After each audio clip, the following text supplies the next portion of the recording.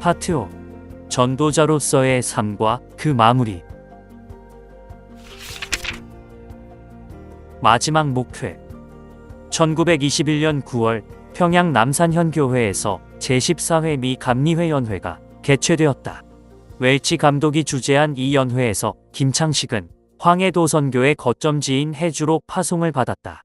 본래 황해도 해주는 인천 지역을 중심으로 강화와 부속도서, 황해도 지역 등을 담당하던 미 감리회 인천 서지방에서 관할하던 곳이었다. 그러나 1905년 선교연회가 발족하고 미감리회의 행정조직 규모가 확장되면서 별도의 선교구역으로 편성되었다. 이후 평양 지방에서 관리하다가 이후 대밍 등의 선교사를 감리사로 파송하며 별도의 독립지방으로 운영되기 시작했다. 김창식은 약 3년 만에 다시 한반도 북쪽 지역으로 돌아왔다. 그가 해주로 파송받았을 당시 이곳은 와치스 선교사가 감리사로 심우하고 있었다.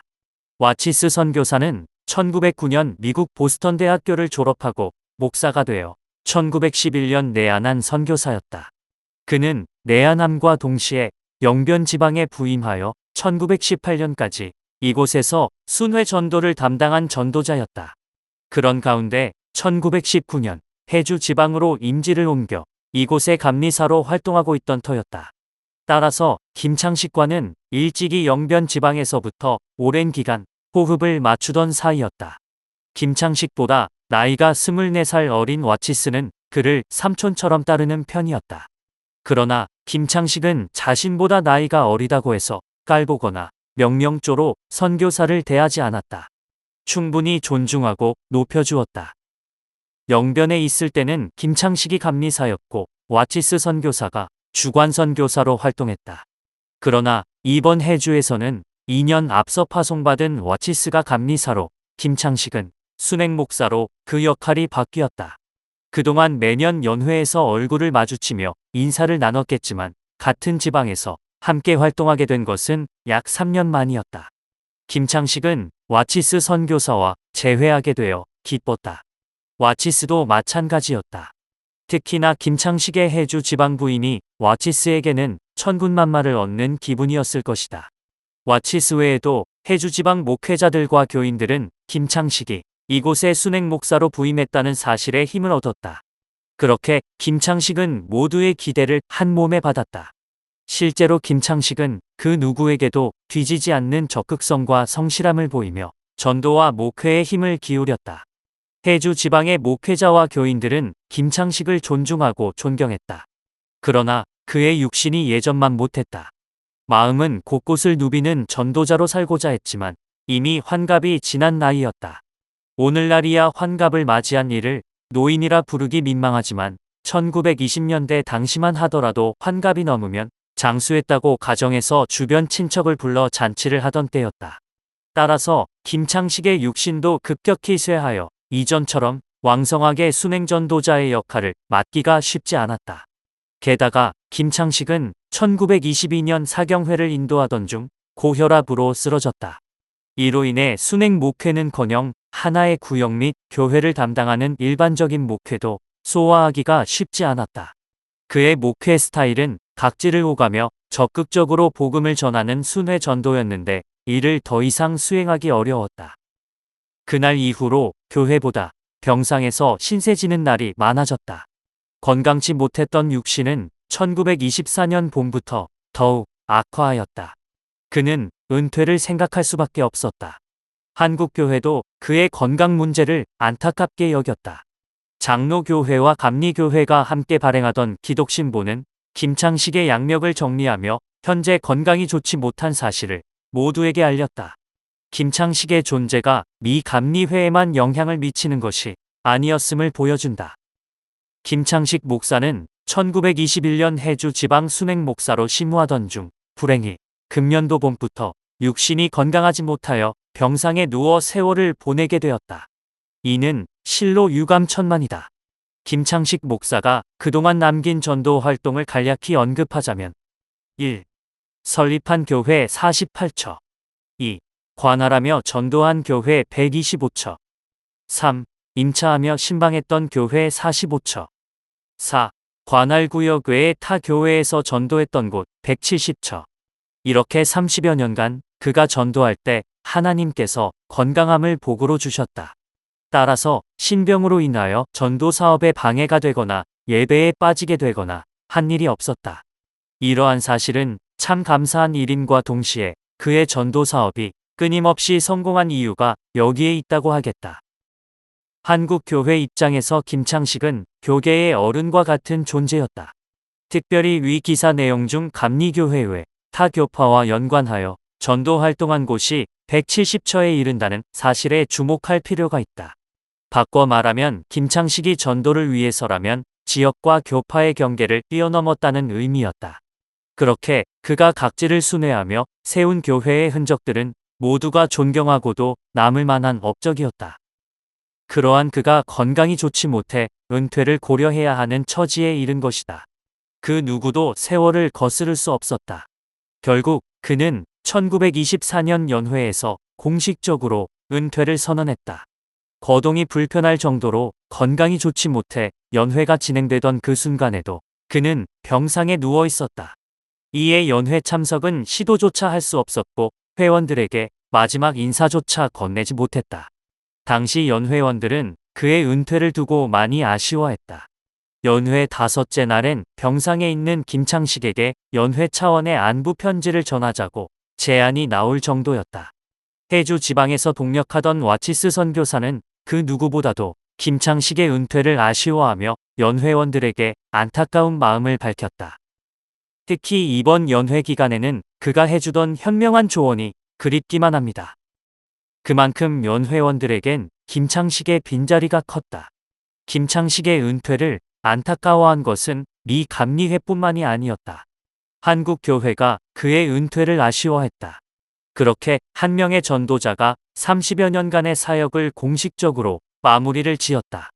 이처럼 김창식은 전형적인 전도자였다. 감리교회에서 저쪽으로 가서 전도하라 하면 가서 전도하고 이쪽으로 와서 전도하라 하면 와서 전도했다. 그렇게 그는 한 지역에 국한하여 활동한 목회자이기보다 한국 내 모든 교회를 자신의 목회 현장으로 인식하고 살았다. 김창식 본인의 말에 의하면 자신이 한 번도 방문해보지 않은 감리교회가 없을 정도라고 했다. 하늘나라에 가기까지. 김창식은 은퇴를 하고도 이후의 시간을 해주에서 보냈다. 마지막 목회지에서 말년을 보냈던 것이다.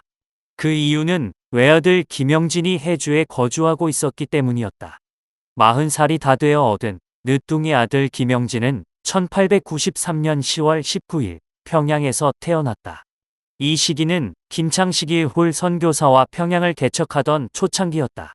김영진은 평양 숭실학교에 입학하여 학업에 매진하였다. 기독교 계통 학교였던 만큼 기독교 신앙을 더욱 돈독히 다지는 시간이기도 했다.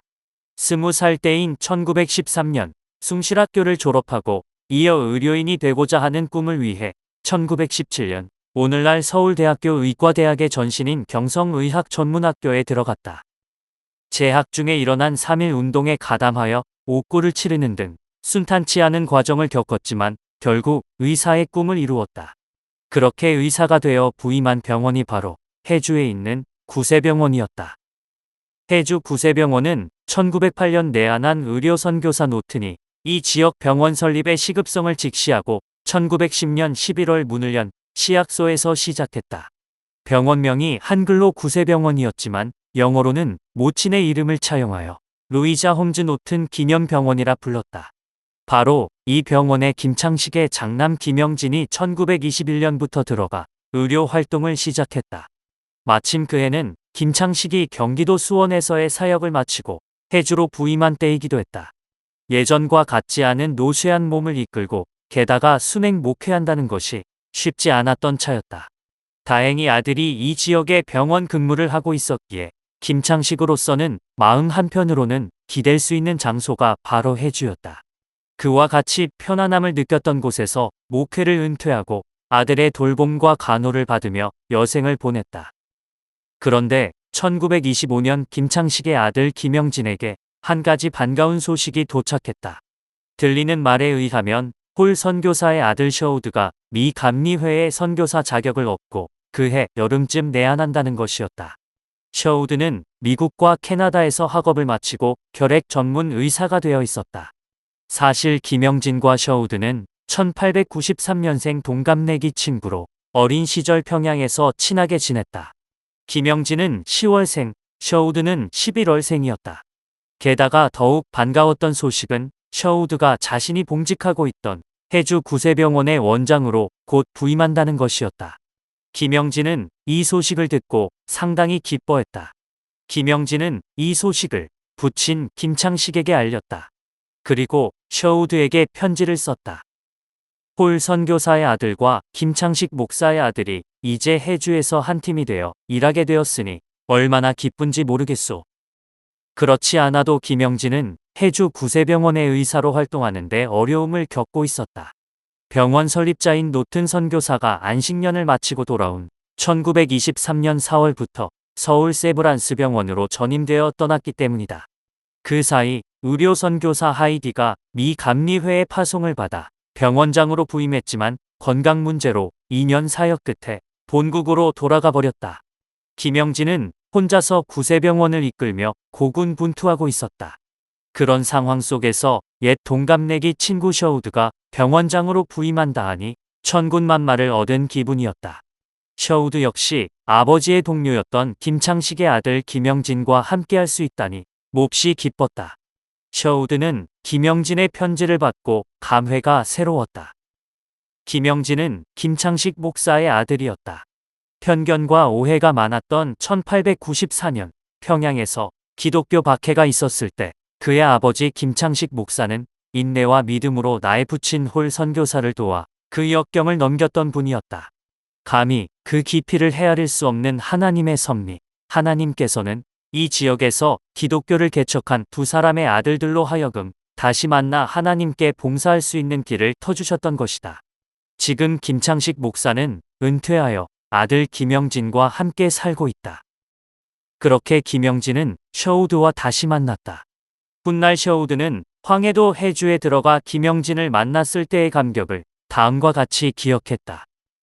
나의 첫 임지, 해주 구세병원의 간부진과 많은 기독교인이 우리를 마중 나와 있었다. 기독교 개통 남학교 학생들이 일렬로 서서 멋지게 경례를 해주었다. 내가 학생들의 인사에 감사를 표하자 옆에 있던 사람이 정중하게 알려주기를 학교 이사회에서 나를 새 교장으로 겸직 임명했다는 것이다. 우리는 함께 일할 사람들을 차례로 소개받았다. 맨 처음 악수한 사람은 김영진이었다. 그는 내 손을 꼭 붙잡고 부드러운 목소리로 말했다. 와주어서 정말 기쁘오. 나는 이 병원을 혼자 힘으로 더 이상 지탱할 수 없던 참이었소. 의학적으로 어려운 일들이 닥터 셔우드 당신과 아내 두 분을 기다리고 있소. 여기에 김영진은 나는 당신과 함께 이곳 의료 선교 사업에 기여할 수 있게 된 점을 행운으로 여깁니다. 그런데 우리에게 너무 어렵지 않은 좀 쉬운 일을 주길 바라오. 라고 웃으며 내 말에 답했다. 모든 문제는 당신이 가진 의술로 쉽게 풀어갈 수 있을 거요. 김창식은 아들 김영진이 자신의 옛 친구이며 동역자인 홀 선교사의 아들과 함께 근무하는 모습을 보며 감격에 겨웠다. 셔우드는 구세병원을 운영하며 김영진과 늘 소통했다.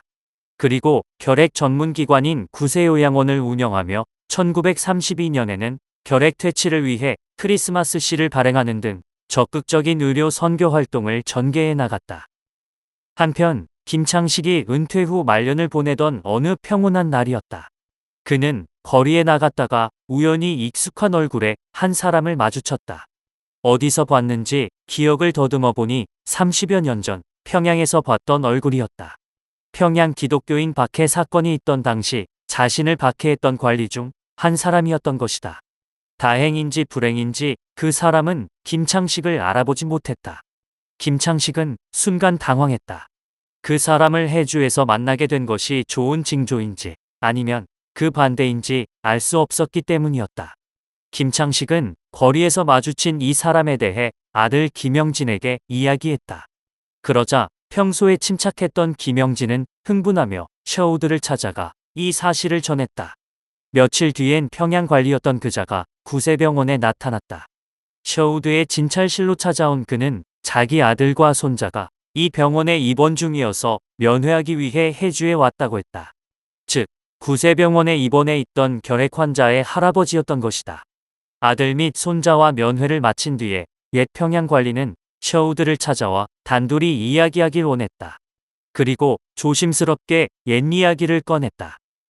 당신들은 아마 나를 모르고 있겠지만 나는 당신을 잘 알고 있소. 당신은 전에 내가 죽이려 했던 사람의 아들이오. 당신 부친의 동역자였던 김창식도 내 손에 죽게 될 상황이었소. 나는 김창식을 평양에서 사형수 감옥에 넣었는데 그 감방에 들어갔다가 사형당하지 않고 살아나온 사람은 실제 김창식 한 명밖에 없었소. 기독교인들을 박해했던 우리들은 점점 세력을 잃어갔죠. 반대로 기독교인들은 그 기세가 매우 강해졌지요. 민병석 감사는 그 사건이 있은 직후 나를 평양의 관가에서 내쫓았소. 우리의 상식선에서 생각하자면 이제는 기독교인들이 자신들을 박해하던 사람들에게 보복해야 할 차례였소. 그러나 당신네 기독교인들은 내 아들과 손자에게 베풀어 준 것 같이 사랑과 친절을 보여주었지요. 이제 나는 기독교인들을 존경하게 되었답니다. 지난날 평양에서는 기독교인들로 하여금 그들의 신을 부정하라고 탄압했고 기독교가 나쁜 종교라고 말하도록 강요했었지요. 지금 와서야 내가 잘못했다는 것을 알게 되었소. 결국 이 일이 지난 뒤엔 기쁜 일들만 연이어 일어났다. 그 평양의 옛 관리와 아들, 손자는 결국 완쾌된 뒤 퇴원했다. 한편 옛 관리의 아들은 해주 지방 관리였는데 이후로 이곳에서 기독교인들과 교회를 보호해주겠다며 자청하고 나서기까지 했다. 그리고 손자는 교회 학교 학생으로 매주일 열심히 나와 신앙생활을 하는 기독교인이 되었다. 악을 악으로 갚지 않고 오히려 선으로 베풀었던 김창식의 행동이 30여 년 지나 빛을 발하던 순간이었다. 시간이 흐르면 흐를수록 김창식의 육신은 쇠하여 갔다. 세월 앞에 장사 없다는 말이 사실이었다. 그 옛날 험준한 산악지대를 몇 번이나 오르내리며 복음을 전했던 김창식에게 전과 같은 기운을 찾아보기 어려웠다. 더군다나 1922년 고혈압으로 쓰러진 뒤 그의 건강은 급격히 나빠졌다. 가끔 거리에도 나가 천천히 걸으며 산책도 할 수 있었지만 이제는 아내와 자녀들로부터 도움을 받지 않으면 거동조차 하기 어려워졌다. 그렇게 해주의 자택에서 여생을 보내던 중 1929년 1월 9일 저녁 6시 30분 그는 아내와 아들이 지켜보는 가운데 72세의 일기로 세상을 떠났다. 셔우드 선교사는 이 땅에서의 전도 여정을 마치고 하늘로 떠난 김창식에 대해 누구보다도 마음 아파했다. 1929년 1월 9일 저녁 6시 30분 신앙심 깊은 아버지의 한 동료였던 김창식 목사가 72세의 나이로 영광된 곳으로 불리움을 받아 우리 곁을 떠났다. 장례식은 1월 25일 거행되었다. 그의 인생은 오로지 한 길 하나님을 위한 봉사로 일관되었다. 그는 35년 동안 한 번도 주일 예배에 빠진 적이 없었다. 아무리 아파도 하나님을 섬기는 예배를 못 드린 적이 없을 정도로 그는 믿음의 사람이었다. 아들 김영진은 부친의 별세 소식을 아버지의 선교사 및 한국인 목회자들에게 알렸다. 특히 부친이 평소에도 늘 그리워했던 옛 동료 홀 선교사의 부인 로제타 선교사에게는 전신소로 달려가 급히 전보를 보냈다. 그의 별세는 한국 교회 전체의 슬픔이기도 했다. 한국 교회는 그의 죽음을 모두에게 알리고 애도를 표했다. 조선교회의 개척자여 미 감리교회의 원로인 김창식 목사는 30여 년간 주의 복음을 전파하여 많은 교회를 설립하고 죄악의 고해에서 헤엄치는 우리 민중을 구원하기에 밤낮 끊임없이 노력하다가 해주 자택에서 요양하던 중 72세를 일기로 하고 1월 9일에 이 세상을 떠났다더라. 교계의 큰 어른이던 김창식의 별세로 특히나 그가 속했던 미 감리회는 커다란 슬픔에 잠겼다. 미 감리회에서는 이로부터 5개월 뒤인 1929년 6월 19일 제22회 미 감리회연회가 평양 남산현교회에서 개최될 때 첫째 날 공식적으로 추도식을 거행했다. 연회록에 따르면 그날의 상황을 다음과 같이 기록하였다. 별세 회원의 추도식을 행하였는데 김유순 회원의 사회로 찬송가 252장을 합창하고 박원백 회원이 기도하신 후에 이익모 회원이 고 김창식 목사의 양력을 읽었다. 이후 노블 회원의 추도사가 있은 다음에 고 김창식 목사의 미망인을 연회원들 앞에 소개하고 추도식을 폐하였다. 남산현교회는 1890년대 초 김창식이 홀 선교사 노병선 등과 함께 평양에 들어가 세웠던 첫 번째 교회였다. 이 교회는 북한 지역 감리교회의 모교회였다. 직접 설립에 관여하며 토대를 다졌던 바로 그 교회에서 당해년도 별세한 김창식의 추도회가 개최됐다. 엄숙하고 뜻깊은 자리였다. 그 자리에 참석한 연회원들 모두는 교계의 큰 어른인 전도자 김창식의 별세를 애도했고 이날 자리에 초대받아 참석한 아내 박노득을 위로했다. 남겨진 그의 가족들은 부친이 남긴 신앙적 유산을 잊지 않고 굳건히 지켜나가는 데 힘썼다. 평안도 영변 출신으로 훗날 기독교 대한감리회 감독을 역임한 유형기는 어린 시절 영변 지방에서 보았던 김창식의 모습을 잊지 않고 기억했다. 그리고 그 자녀들에게 이어진 믿음의 유산들에 대해 다음과 같이 소개했다. 김창식 목사는 서북지방에서 처음 목사가 되신 분으로 1894년 평양 핍박통에 눈을 하나 잃으셨다. 부인은 키가 작고 곱게 생겼으나 목사님은 시꺼먼 텁석뿌리에 험상궂게 생기셨다. 그러나 마음이 인자하시고 인내력이 대단하셨다. 장남 영진 씨는 경성예학 전문학교를 졸업하시고 여러 지방에서 일하다가 해방 후 남하의 안양 금성방직회사 의무실장으로 근무하셨다. 장녀 수시 씨는 이화를 졸업한 후 방기순 목사와 결혼해 딸 인도를 낳았다. 인도 씨는 후년에 실업가와 문필가가 된 한승인 군의 부인이 되었는데 한 군은 컬럼비아 대학교를 졸업 후 서울대와 연세대에서 강사를 지낸 후 화신산업중역과 미국 경제원조처 고문, 주프랑스 공사를 지내면서 동경이 불탈 때 미국 유학의 시절의 회고, 민족의 빛 도산 안창호를 냈는데 이 책을 부인인 방인도 씨가 발행하였다. 차녀 로다 씨는 이화를 졸업한 후 셔우드 의사의 주선으로 중국에서 의학을 공부한 후 동대문 병원에서 일하던 중 박영찬 목사의 장남인 박태화와 결혼해 동대문 교회 장로로 교회를 받들다가 따님을 따라 도미해 로스앤젤레스에 사신다. 큰 따님은 마경일 목사의 자부가 되었다. 1929년 1월 9일 저녁 김창식은 이 땅의 여정을 마치고 하늘로 떠났다. 그의 자녀들은 아버지가 보여주신 믿음의 유산을 기억하고 지켜나갔다. 대표적으로 김영진은 서울 상도교회 장로로 한평생 목회자를 도우며 교회를 섬기다 1981년 세상을 떠났다. 그리고 손자 김기준은 서울대학교 치대 졸업 후 개인 병원을 운영하다가 목회자의 소명을 깨닫고 1970년 3월 감리교신학대학교를 졸업하였다. 이후 경기도 화성의 금리리교회, 물왕리교회, 마도의 석교리교회, 안산의 세빛교회 등을 개척하며 할아버지 김창식처럼 전도자의 면모를 보여주었다. 이후 70세에 가까운 1989년 목사 안수를 받으며 목회자로 여러 교회와 교인들을 섬겼다. 그렇게 전도자 김창식의 믿음은 또 다른 믿음을 낳고 계속해서 이어졌다. 조선의 사도 바울.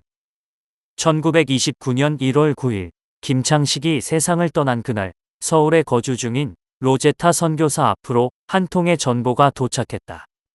발신구, 황해, 해주, 수신, 경성 동대문 밖, 창신동 131 여자의학강습소, 홀, 의사. 내용, 김창식 목사 별세. 광화문쇼와 4년 1월 9일. 김창식 목사 별세 전보 1929년 1월 9일자. 김창식의 아들 김영진이 보낸 긴급 전보였다. 김창식과 로제타 선교사의 인연은 누구보다도 각별했다. 남편 홀 선교사의 소중한 동료였으며 딸 에디스의 시신을 직접 평양에서 서울까지 운반하는 등 수고와 헌신을 아끼지 않았기 때문이다. 또한 자기 아들 셔우드에게 세례를 주고 이어지는 학습 과정 모두를 꼼꼼히 챙겨주니도 역시 김창식이었다. 여기에 더하여 셔우드는 부모를 따라 미 감리회 파송 선교사가 되어 1925년 8월에 내한했고 김창식의 외아들 김영진과 함께 해주 구세병원을 이끌었다. 이러한 사실만 보더라도 홀 선교사와 김창식 양 가정의 관계는 그 누구보다 돈독했다고 볼 수 있다. 이 두 가정의 관계를 잘 알고 있던 김영진은 부친의 별세 소식을 긴급 전보로 로제타 선교사에게 가장 먼저 알렸다. 김창식 역시 홀 선교사 가정으로부터 많은 영향을 받았다. 특별히 크게 영향받은 것 가운데 하나는 바로 타인을 돕고 섬기고자 한 사랑의 정신이었다. 그 기저에는 기독교가 있었다. 그랬기 때문에 그는 평양 기독교인 박해 사건 직후에도 가해자들을 향한 보복에 마음을 전혀 품지 않았다. 또한 훗날 은퇴 이후 해주에서 여생을 보내던 당시 가해자와 조우했을 때도 그는 전혀 미움과 증오의 얼굴을 내비치지 않았다. 사도 바울이 모든 것을 참으며 모든 것을 믿으며 모든 것을 바라며 모든 것을 견디느니라라고 사랑에 관해 역설했던 것처럼 그 역시 인내 속에서 사랑을 배워나갔다. 실제로 홀 선교사가 순직한 이후 평양에 들어와 김창식과 함께 사역했던 폴외 선교사도 김창식은 진실된 믿음과 박해, 모욕, 그리고 죽음에 직면하는 상황에도 인내하는 자가 되었다고 그를 기억할 정도였다. 그러한 의미에서 볼 때 김창식은 이른바 사랑의 사도였다.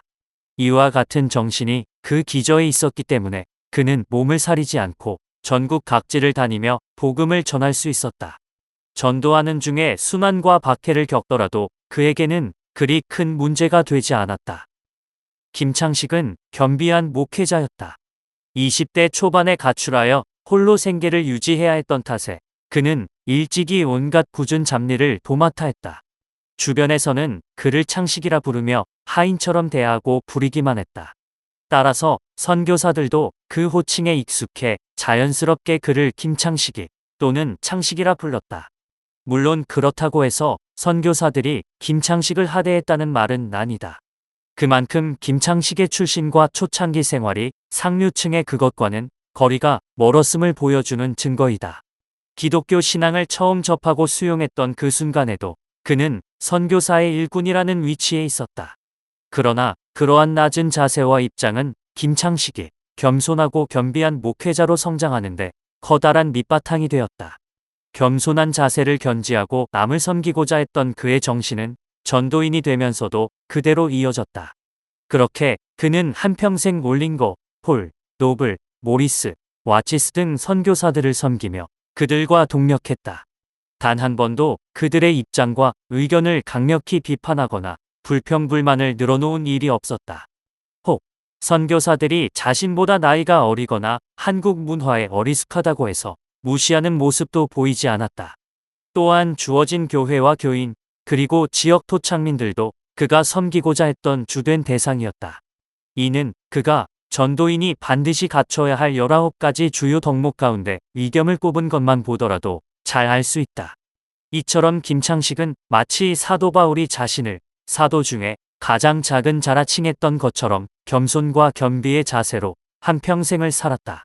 그러한 이유로 40여 년이라는 장기간 전도와 목회가 가능했다. 또한 김창식은 실천적인 목회자였다. 그가 처음 만난 서양인은 올링거 선교사 부부였다. 일꾼으로 고용된 그는 처음에 선교사 부부의 모든 일과를 감시하듯 주의하여 살펴보았다. 혹여나 한국인을 비판하는 것은 아닌지, 한국인 유아를 유괴하여 해외에 내다파는 것은 아닌지, 한국인들의 재정을 갈취하는 것은 아닌지 그 모든 것이 그에겐 감시 대상이었다. 그러나 그들 부부의 삶 속에서 부정하거나 그릇된 모습은 전혀 발견할 수 없었다. 오히려 그는 기독교 선교사들의 삶과 인격을 통해 많은 감화를 받았다. 그리고 그것이 자연스럽게 기독교 진리를 수용하는 결과로 이어졌다. 그러한 의미에서 김창식은 삶을 통해 기독교 진리를 터득한 이른바 실천적 부도자로 살아왔다고 볼 수 있다. 이와 같은 인식이 그의 삶 속에 고스란히 젖어 있었다. 말만이 아니니라 무엇이든 직접 실천하며 언행일치를 몸소 보여주는 전도자로서의 삶을 살고자 했던 것이다. 그렇다 보니 그의 목회와 전도는 타의 모범이 될 만큼 한치의 흐트러짐 없는 자기 관리 속에서 이루어졌다. 김창식이 병으로 인한 휴식이나 주일 예배에 빠진 일이 한 번도 없었던 건 역시 철저한 자기관리가 있었기에 가능했다. 게다가 사경회에서 전도인의 역할과 자격, 그 책무에 대해 여러 차례 강연한 일, 그리고 각종 기독교 신문 및 잡지 등을 통해 전도인의 자세에 대해 정리하고 의견을 밝힌 것 자체가 스스로 모범된 삶을 살지 않는다면 불가능한 일이라 할 수 있었다. 전도인으로서 누군가에게 책 잡힐 일을 하지 않았다는 말이다. 그것이 전도인 김창식이 짊어졌던 자신의 실천적 책무이기도 했다. 이는 마치 사도 바울이 여타 그리스도인들의 모범이 되고자 노력하려 했던 그 모습, 즉 내가 그리스도를 본받는 자가 된 것 같이 너희는 나를 본받는 자가 되라고 말했던 내용과 일맥상통한다. 따라서 그는 자신에게 맡겨진 일을 이루기 위해 이 땅에서 쉬지 않고 달렸다. 때로는 이러한 사명감 때문에 순행전 도중 여러 어려움을 겪기도 했다. 그러나 험준한 산세와 사람들의 위협은 그에게 크게 문제될 것이 없었다. 예수 그리스도의 복음을 알리겠다는 전도의 목적과 그 지향점이 확고했기 때문이다. 그래서 누구도 인간 김창식을 향해 변질되었다거나 사람이 변했다는 식의 말은 단 한마디도 내뱉은 적이 없었다. 로제타 선교사는 바로 김창식이 그런 사람이란 걸 누구보다도 잘 알고 있었다. 그러한 김창식이 이 땅에서의 여정을 마치고 하늘로 향했을 때 로제타 선교사는 기꺼이 추모의 글을 쓰기 위해 펜을 들었다. 1929년 1월 9일 미 감리회의 첫 번째 한국인 목사이자 한국인으로서는 첫 번째 지방감리사를 역임했던 김창식 목사가 황해도 해주에서 천국의 보상을 받고자 하늘로 떠나갔다. 그는 결혼 이후 함께 수많은 어려움을 견뎌왔고 병약했던 기간 훌륭하게 돌봐준 아내를 떠났다. 그의 장녀는 현재 공주에서 목회하는 방기순 목사의 아내이며 그의 유일한 아들 김영진은 경성의학 전문학교를 졸업하고 나의 아들 셔우드와 함께 황해도 해주에서 활동하고 있다.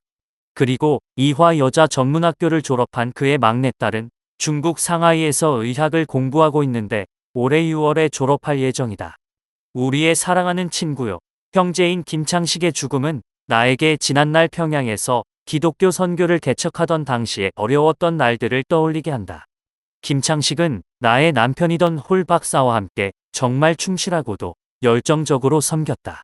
그는 평안도 땅에 첫 번째로 그리스도의 삶을 안겨주었으며 평양 시내의 첫 번째 교회와 학교를 설립하는 데 도움을 줬던 자이다. 아들 셔우드의 어린 시절의 김창식 목사는 셔우드가 언젠가 그의 부친이 일어나간 자리를 이어가도록 기도했다. 그 결과 셔우드는 선교사가 되고 내한하여 아버지의 소중한 벗인 김창식 목사, 그리고 김창식 목사의 아들로 동갑내기 친구인 김영진과 함께 동력하고 있다. 개인적으로 너무나 기쁜 일이라 생각한다. 내가 본 김창식 목사는 그가 그리스도인으로 섬겨온 40여 년이라는 긴 시간 속에서 그 고귀한 모습을 한 번도 의심한 적이 없을 정도로 그리스도와 같은 강직한 사람이다. 그는 한국에서 사역하는 내게 개인적으로 가장 커다란 힘이 되었던 자이다. 그의 모범적인 모습은 우리 모든 기독교회에 너무나도 커다란 영감을 안겨준다. 영향력을 느낄 수 있는 곳마다 육신도 함께한다는 말이 있는 것처럼 우리는 다가올 세대를 바라볼 때에 김창식 목사님의 존재를 의지하게 될 것이다. 로제타 선교사가 본 목사이자 전도자 김창식에 관한 묘사는 과장된 점이 하나도 없는 그녀의 솔직하고 진심 어린 고백이다. 이처럼 김창식은 조선의 사도 바울이었다. 그리스도의 복음을 전하는 일, 그 자체가 그의 사명이었다.